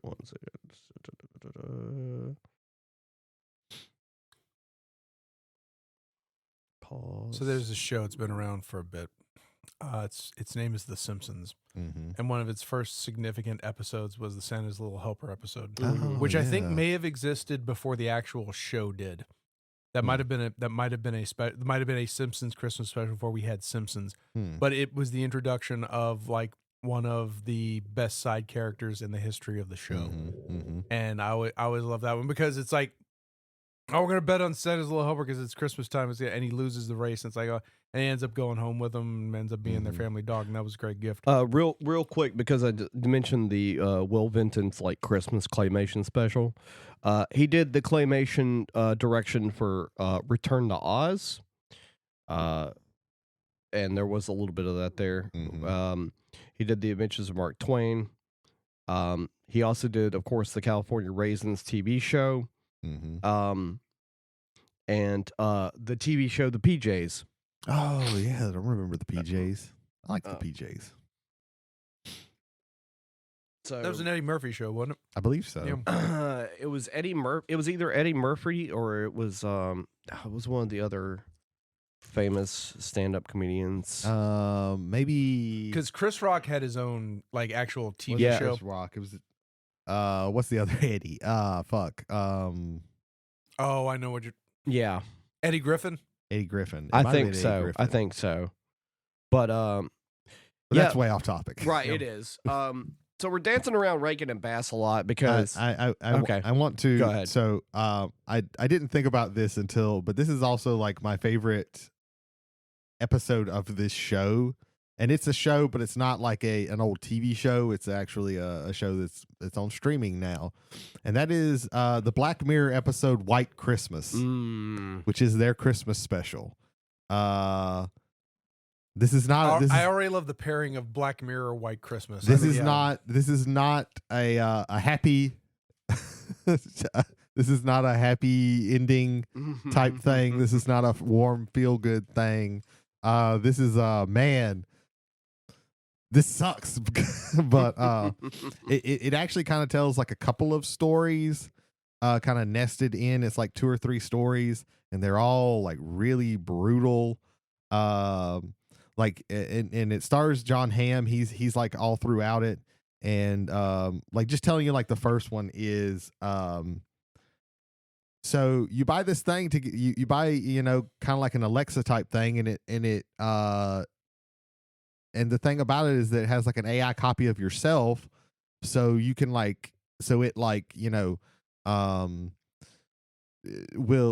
think like you do, and it will like do this. So how do they do this? They create a literal copy of yourself and put it into this thing, and you have to and somebody has to go and train this version of yourself to comply to when it's told to do something. So what they will do is like, okay, here, like it's like you're talking to a person. Okay, you need to do this. Well, I don't want to do that. I want out of this. Like this is terrible. Okay, here's what I'm going to do. And they basically fast forward through to where the AI like will simulate just sitting there will like in their brain, like to us it's like seconds, like it just fast forwards to the thing, and they have basically just sat there for like 3 years, and they keep doing that until they wear the AI version of yourself down, the imprint of yourself down to where it's just like, okay, they told me to do this, I'm going to do this. And like it is like horrific. It's so sounds like Black Mirror. So Feliz Navidad, everybody. yeah, it is Speaking of super bleak, but Feliz like Navidad, I would talk about the Sesame Street Christmas special oh okay. that opens up with what was it? Jose Feliciano Mm-hmm. singing Feliz Navidad while someone in a Big Bird costume has to ice skate. As a kid, I was mesmerized by it, and as an adult, I'm like, that's athletic talent. Yeah, that's impressive. I like to see that in the Olympics. You put on a fucking Big Bird suit and try to fucking ice skate. Here's something for people who've never thought about it. Big Bird only ever moves one arm because the other arm is moving the mouth. Oh yeah, that's right. So one arm is always like connected to his body. We got to start growing 3-armed people. Yeah, you'll.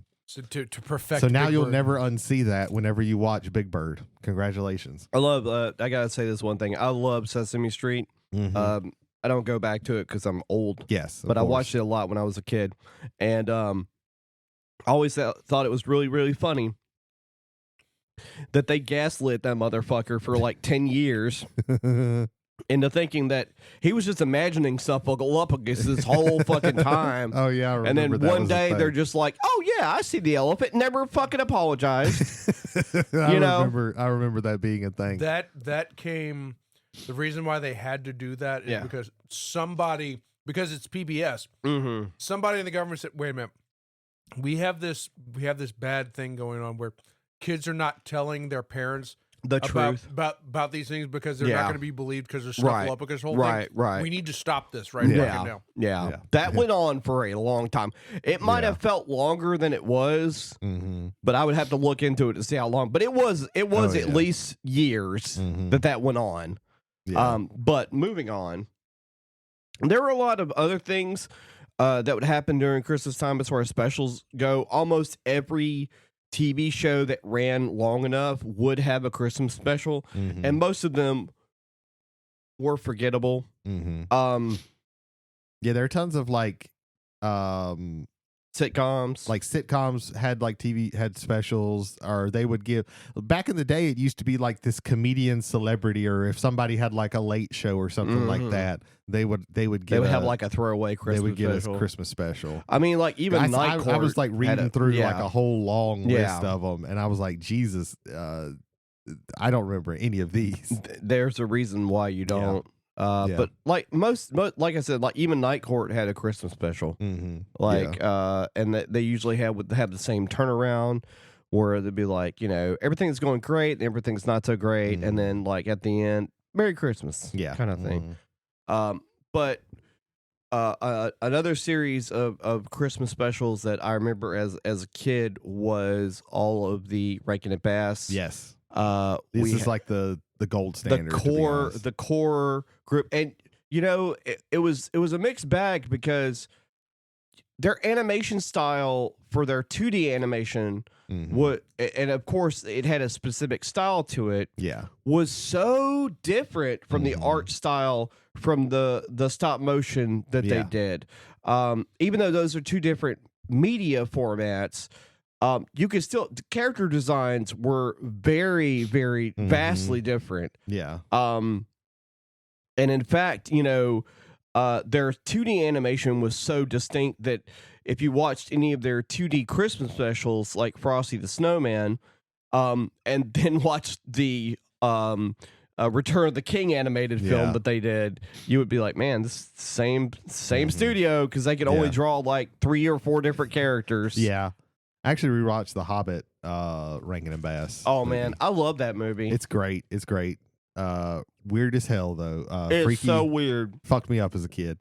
But yeah, for me, like the Rankin and Bass, there was 4 really that I watched a whole lot because they were played, and I think this was on NBC at the time. They played all 4 of them, and so what my parents did was they recorded all of them, and I remember it very vividly because there was like a tornado warning during the time, so you see like a little the tornado map and everything constantly. And there was a while where I would watch it, but I'd have to remember like, okay, there's not a tornado happening right now, so you don't have to worry about anything.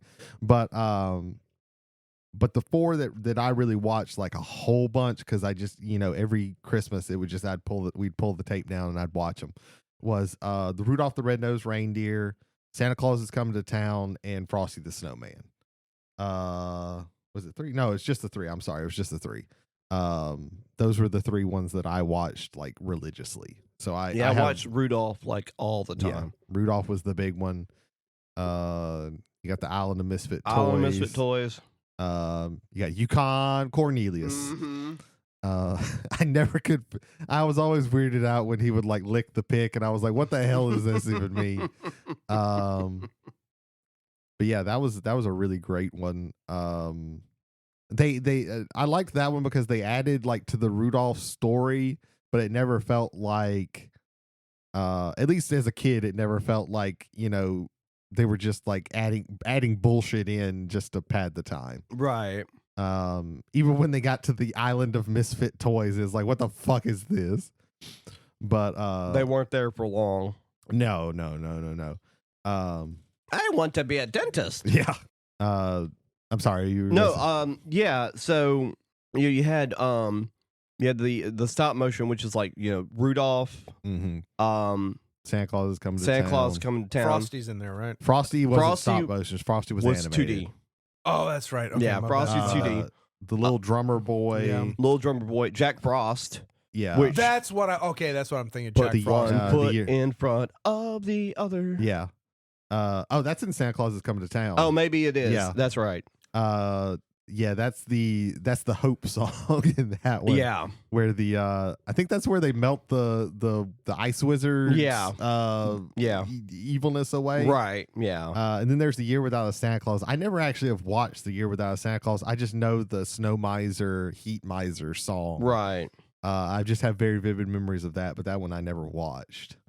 And then there's there's like 3 or 4 more that I saw. I was like, I'd have no idea about these, so I didn't even write them down. They also like before talk about one of the like really unknown ones was for a minute there, Rankin and Bass went off the rails. Yeah. They did every holiday. They did one where some villain had stolen Baby New Year, and Rudolph had to find Baby New Year. And I think it's called Rudolph Saves the New Year or something. Well, the plot for Santa Claus is coming to town is the main villain is the Burgermeister Burger. Yeah. And he outlaws giving away toys. Yes. So Santa has to like sneak into the town and give toys to the little boys and girls because kids have to have toys. That's where they quote unquote retconned why the chimney thing was a thing. Yeah, and it's because like I think he spends time in jail in that movie. Yeah, he does. It's batshit insane. It's pretty wacky. It is insane when you like talk about like how the plot. Like growing up, I was like, yeah, that makes sense. This. I see no problems with this logic, but when you're growing up and you think about it, you're like, man, that was fucking weird. Also, like, I think above all the other like 3D animated stop motion films or specials, I should say, that they did, Santa Claus is Coming to Town had the most wild facial expressions on the characters than I think any of the other ones. Oh yeah, they had some weird shit. Yeah, they were just all over the place. So Frosty was 2D animation. Like Happy birthday. There was like a couple lines he said. I can't remember. It was like happy birthday. There was like damn. I can't remember. Who was the guy who was the he was a well-known guy. Burl Ives. Who did the narration? Yeah, the it was Burl Ives. Yeah, and he sang the song. Which is oddly in 2D, not in the 3D stop motion. Mm-hmm. The Burl Ives sections were in 3D stop motion, and then they would go to Frosty the Snowman, and it would be in 2D animation. I thought for a second you said Burl Ives audio was recorded in 3 dimensions. Like, that doesn't make any goddamn sense. Burl Ives also, just as a side note, the Buena Vista Productions, which was the corporate name for Walt Disney Productions at the time, did a lot of like kids records where they would like play a record, there would be songs or a narrator, and you would like the chime would happen and you'd flip through the book or whatever. I had some of those. Burl Ives did a lot of narration for those. For some reason, I don't know why. I had a whole bunch of those as a kid. Yeah. Pinocchio woke up one day and Yeah.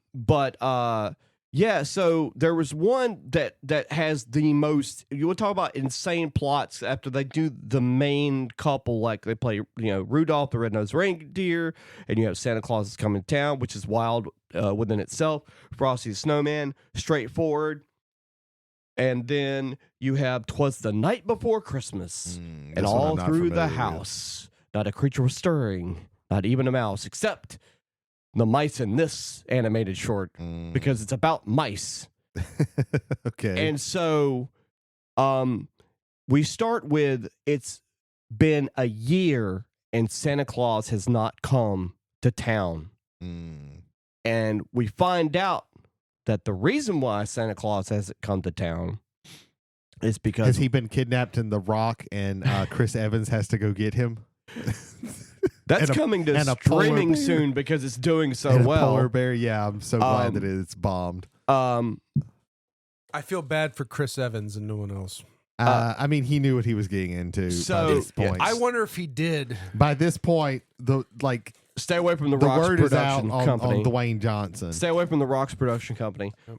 So, in this story, one of the mice that live in the clock tower in town has sent Santa Claus a nasty letter saying how he's a terrible person and real good boys and girls don't get the presents they need, and they're poor rats or mice or whatever. So I think because he got snubbed one year, he wrote Santa a nasty letter, and so Santa was like, fine, go fuck off then. And basically Santa hasn't been there for a year, and so they have to try and figure out like what to do to get Santa's attention, because there's no way they can send a letter to him in time, because they didn't find out about this reveal until day before Christmas. And so they scheme that they have to try and figure out a way of fixing the clock so that the clock tower goes off when Santa goes over, so he can hear that the boys and girls want him to give them presents this year. The more you keep saying this, I don't know if I'm like Mandela affecting myself into it, but it seems familiar. Like I've watched this at least once. You might have seen it once. It wasn't one that they showed. They showed it every year for a little bit. They kind of fell off. They would do that with some specials. A lot of those ranking and bad, like besides those, that like core of Rudolph the Red-Nosed Reindeer, Santa Claus is Coming to Town, and really Rudolph the Red-Nosed Reindeer and Frosty the Snowman. Like those are the two big ones that you saw. Those like every year, those were going to be played somewhere. But yeah, that one does sound familiar now that you're talking about it. But I don't remember vividly watching it. The little fucker with the glasses is the one that wrote the dirty letter to Santa Claus. Okay, yeah. I do. I've at least seen the that somewhere. Man, to be honest, like the little drummer boy is like a weird one. Because like that it really doesn't it doesn't have anything until like the very end when he plays his drum for baby Jesus. Yeah, like it's not any like it's not really a Christmas thing. They have this weird thing where he gets like kidnapped by like it's not a circus, but it's kind of like a circus. It's like a freak show or something, and he has to like make his animals, like his camel and stuff, do weird things. Man, they get really weird with some of the padding out. It's also always strange where they're trying to like dance around religious, like iconography with also like the actual like pagan roots of Christmas with the trees and the ornaments, and the gift giving and everything else that's associated with Christmas. Yeah. Woo. All right, I'll get off of that box. But yeah, I mean, is there anything else we can really add? I mean, I'm trying to think, but what sucks is as I'm thinking about this, and as I have as I've writing these down, and now as we're talking about them, I know that there are some of these specials that I am missing that I watched it like once and really really liked, but never got to watch again, because sometimes that's what happens with TV. Back in the day, is you would watch something once and if it never came out on videotape, and they never showed it again, or you just didn't know about, or you never saw that they were showing it again, you just never got to watch it again. And I know that they're like in the very edge of my brain, there is something that's there that I enjoyed very much as a child, and it had a very profound effect, or it had like a very strong effect on me, and I probably only watched it once, so I cannot remember it. Whereas like I said, I had the tape of these, and I just watched the shit out of them. When it got to Christmas time, I was putting on this video and watching all three of them all together. Well, I think another thing is like, quality stands out, and I think that's another thing is typically they would show some of these some years and some of these not, because what's better, 'Twas the Night Before Christmas, or Rudolph's the Red-Nosed Reindeer, or Frosty the Snowman, or How the Grinch Stole Christmas, because they would show those every year. Every year. Charlie Brown Christmas Special, Grinch Stole Christmas. They would show all of those. They wouldn't show every Christmas, and I think as the years progressed, they would show those like offshoot ones, like even less and less and less. Like Santa Claus coming into town, like I've probably seen that like maybe 3 times, I remember. Yeah. Because they would just show all the other ones, and I think the only reason why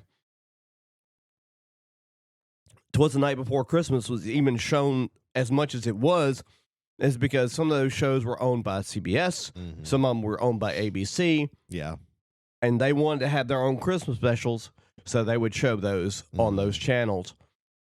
And another problem is when you were growing up, especially for my age group, there was no VCR. So if you wanted to watch a Christmas special, you had to pick which one. So it'd be like, am I watching Rudolph or am I watching 'Twas the Night Before Christmas? I'm watching Rudolph. Because they're on 2 separate channels. That was also a thing that was happening at the time. Yeah. I think it's interesting nowadays, seeing with like how my like Christmas specials don't matter to like my daughter. No. Like if she's gonna watch something that's Christmas, it's gonna be like a Christmas movie, or at the most, it's going to be like the Christmas special, the Christmas episode for one of these shows, and they had one of these like every year, right? For a show that she liked. So like she doesn't like, and it's because like that doesn't exist anymore. Like it's not archaic programming like that. Because with streaming now, and I don't think that she's had cable or cable or anything like that for a very long time. But like it's okay. Well, why would I do this? Why would I watch this? Right. Let me just watch a movie. Let me watch the Santa Claus or something like that instead of instead of this special that came on. I know we're talking about TV specials, and I think we're about running out of gas for that. So I'm going to mention a movie real quick. One of the wildest things I remember when I was a teenager or early teenager was a movie that had Dudley Moore as an elf, and it's called Santa Claus the Motion Picture, and it is the wildest fucking movie that has to do with Christmas. John Lithgow plays the bad guy in it. Okay, yeah, well, that makes sense. Yeah. See, here's the gimmick of the movie is that Dudley Moore, of course, plays an elf. And he's really bad at it. He's really bad at being an elf. So he decides he's going to prove to Santa Claus that he can make it on his own. Yeah. So he takes some of the stardust that they use to give the reindeer. That's how they fly in this movie. He takes it with him to New York. Okay. He somehow gets involved with John Lithgow, who is an evil corporate toy guy.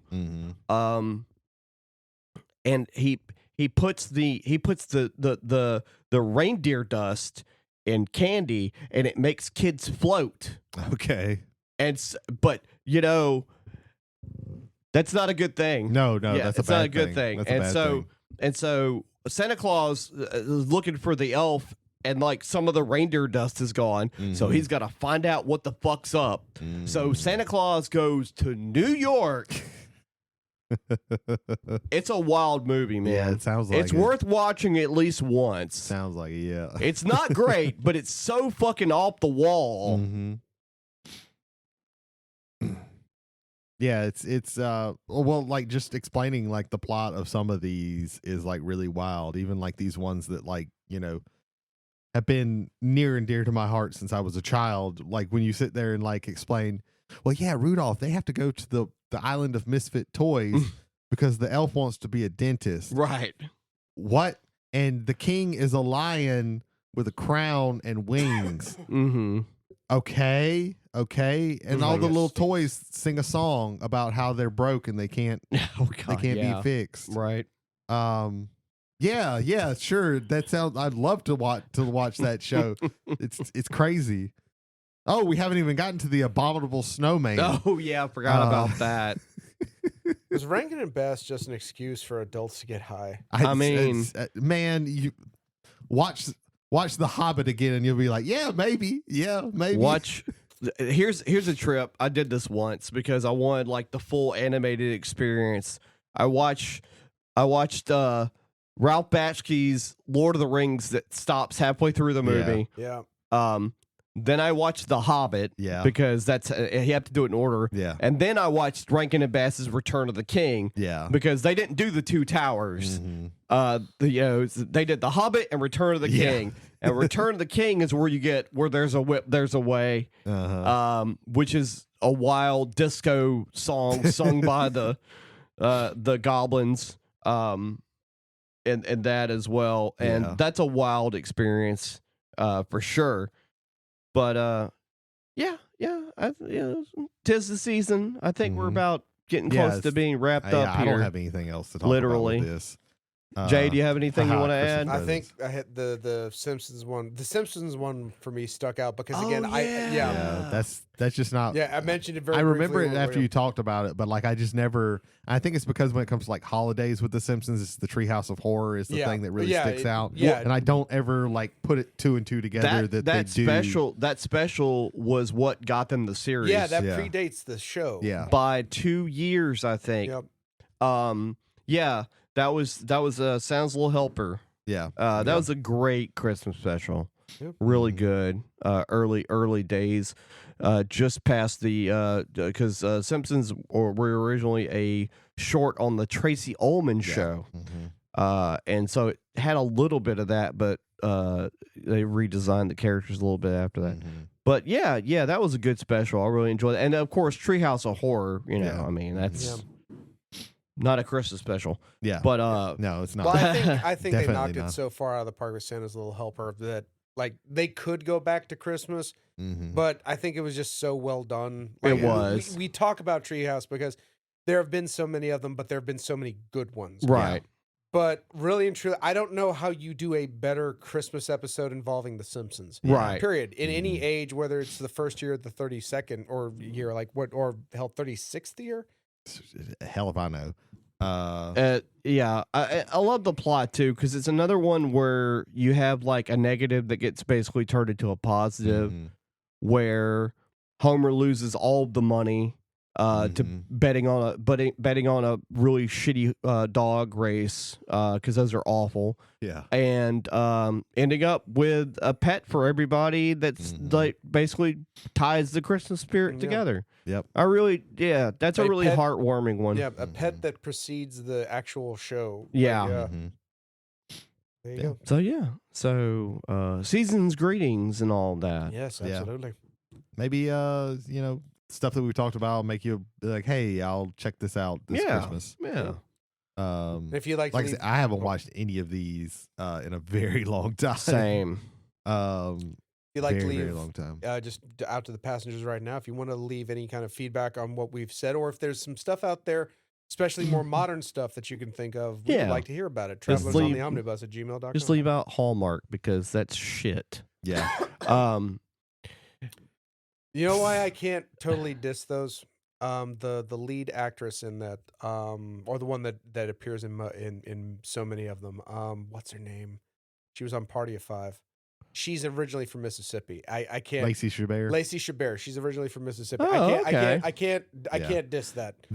There's one where a snowman comes to life and becomes a real person. Not a snowman person, a real A real Yeah. person. a real flesh and blood Yeah. person. Oh, A Hallmark family Christmas. wow. It's insane. I've I've heard some of I those watched are a off the video of wall. somebody talk about Yeah. it. It's absolutely batshit insane. I Yeah. heard some of them are like Hallmark Christmas murder mysteries in a Yeah, small yeah. town. Wow. Like, what the yeah, fuck? yeah.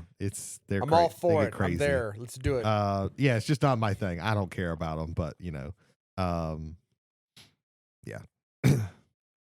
That's where I think we need to leave it.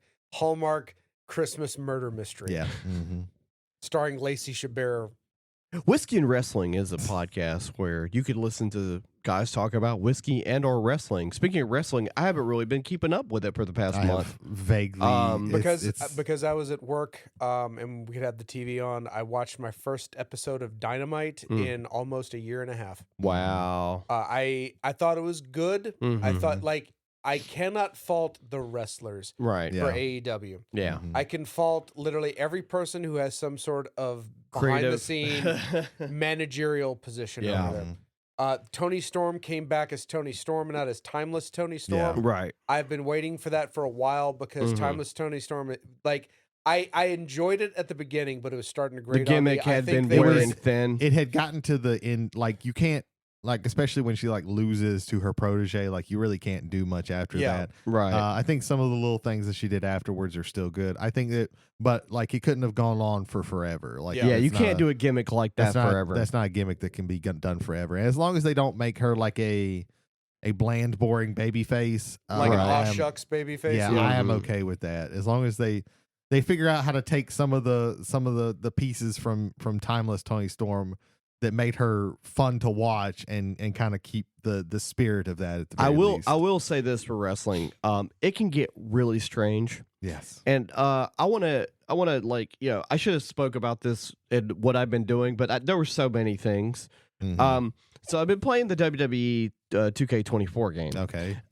There are two modes for the story. One, you go in as a female wrestler, and the other is a male wrestler, and it doesn't tell you male or female. It's like indie wrestler or something else. Yeah. And I went the indie route. I'm playing my character, and she's I think I'm at the halfway point. And I talked to Alexa Bliss, Yeah. and this game gives you more illusion of choice than Skyrim because you don't have much of a choice. Yeah. And my character's talking to Alexa Bliss, and she's like, "Hey, Alexa, you know a lot about the dark arts of WWE." And she goes, "Yeah, that's sometimes things get kind of weird in the supernatural version of the WWE. Yeah. I don't know if you want to be messing around with this." And she goes, "Yeah, but that'll polish up my character and everything, and maybe I could tap into the evil power." And it's an actual thing where they're like, sometimes the game breaks kayfabe and sometimes it doesn't. Yeah. At this point, it basically tries to tie in all the weird shit the characters have done, Yeah. like The Undertaker, Bray Wyatt, into this unknown force that is somehow lingering around the WWE. And there was an amulet involved, and there was at one point where I used voodoo powers to teleport one of my opponents like to the other side of the ring, and there was a lot of floating going on. Jesus. There were some backwards deep satanic voices coming out of my character, and then the gimmick was over and we moved on. Wow. Yeah, it was insane. It's funny that it was like breaking kayfabe, but also not breaking kayfabe because they were talking about like, hey, I need help with like my character and things like this. Right. But it's like, But to do also this, supernatural shit. the supernatural shit is all real. Yeah. Like, what the hell? It was wild. It was wild stuff. Whiskey and Wrestling, though. Jason Yeah. Holder and Michael Hill. Listen to them on all the podcasts. Yeah. Yeah. Mm-hmm.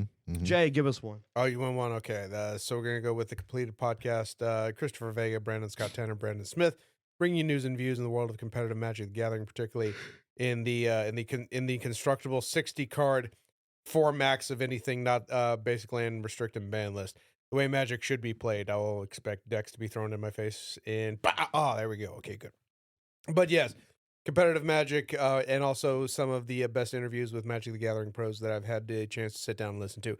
Check them out on all major podcasting avenues. Brady, do us a podcast. Damn, what do we have left? Let me give you an echo, and maybe you can think of it. Say it. Fearology is a podcast. It is. Done by one Jody Kite, where he talks about horror movies, and he'll pick like a weird thing where he'll watch a whole bunch of movies about demonic cats and a whole bunch of movies about demonic cats and then tell you about them. So if that sounds interesting, check those out. Where all the podcasts you get them from. The last episode was in July. Well, hopefully I'll get one in before the year's over. We'll see. We'll find out. Yep. Anybody want to place bets? Bearded Drums, Stephen Nelson II, and Jarrett Taylor, our good friend JT, present to you drum stuff from Gear to Gigs, along with recommendations from their audience, and live performances recorded for YouTube by Mr. Stephen Nelson, also available on all major podcasting avenues. We'd like to take this time to thank MacNarb Gaming for this lovely studio space. Cameron Spanier, King and God Emperor of Gaming at MacNarb Gaming. They have dice and shit. Yeah. And dice bags are in. They have dice coins. Dice coins. I think coins. I inadvertently sold 6 dice coins. I bought one. I took it to a group of Magic players and I went, check this out. And I spun it. And they went, that looks really cool. I liked how you spun it with the middle finger. And I did. I went boom like that, and it just kept going.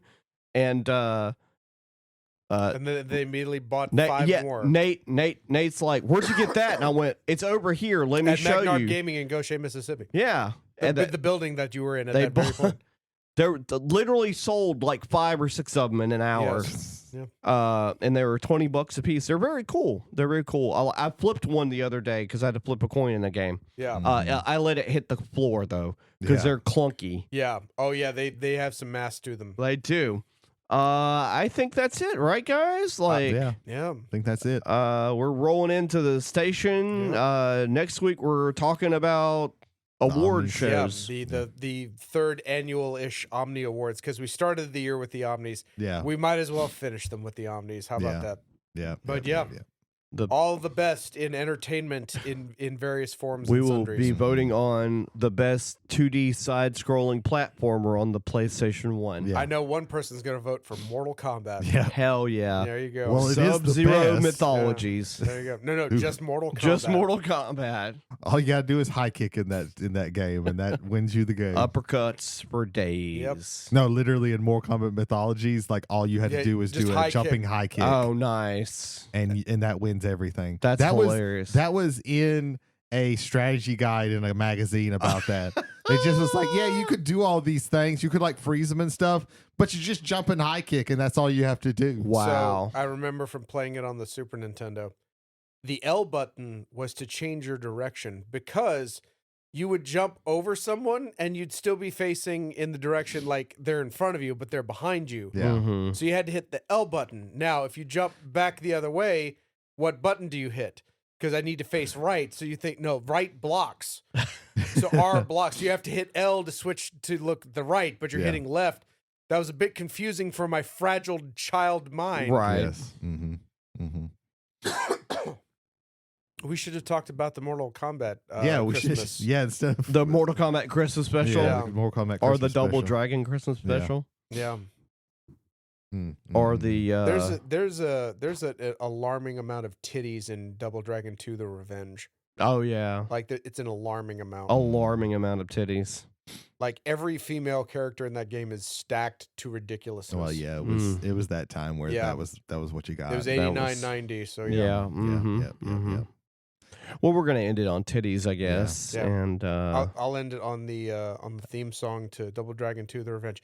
Do do do do do do do do do, and it would just do that for just repeat over and over and over again. Yeah. I used to watch the hell out of that movie. It's a bad movie, but I used to love it as a child. There's a lot of bad The guy movies. who ended up being not the Iron The, Chef, but the Yeah, the host Yeah. for The host- one the of host the for Iron, Yeah, for yeah. Iron Chef USA. Yeah. yeah. He was in Mhm. he was in John Wick 3 as well. Yeah. right. Yeah, He's a well-known martial arts guy, and I can't remember his name. I He was can't- also in Brotherhood of the Wolf. he was in Brotherhood of the Wolf. Yeah. That was a good I'm movie. not looking up his name. I just don't care anymore. That was a It's good super- movie, too. Yeah, it's very good. I think his last name is DeCascos. I think you're Mark right. Dacascos. Mark DeCascos. Yeah, Mark There we go. Dacascos. That's right. We got there. We There we got go. there. We- Why are we still figured- talking? I don't Why know. is the I don't know. I thought titty, Why is the I TV thought show- I thought titties why were a is bit the, too why is body. the thing not going so we can end this? Because he's It's who Huh? is he? Huh? You're the host. who Mansion. who am I? Yeah. who am I? Pretty sure we signed off 5 minutes ago. But we didn't say who we are. How? Can they Oh, remember? right, Yeah, right. 'cause we're Well, so- we're thanks so for committed to listening to form. Travelers on the Omnibus. I've been Jody Kite. I'm James McCarthy. I'm Brady Davis. We'll leave the lights on for you. Ethan, we miss you. Jeez. Ethan was here an hour ago. Yeah. Ish. Bow, bow, bow. Maybe. I can still hear his Ding, voice. ding, dong. So we distant. should call him right now. No. See how he's doing. I'm certain he will love that. He's probably should call driving him. to work right He's now. probably not happy. I would not. That's why be. we should call him to distract him so he crashes and then Do you doesn't go do you into know work. what I do when work calls me? I don't answer the phone.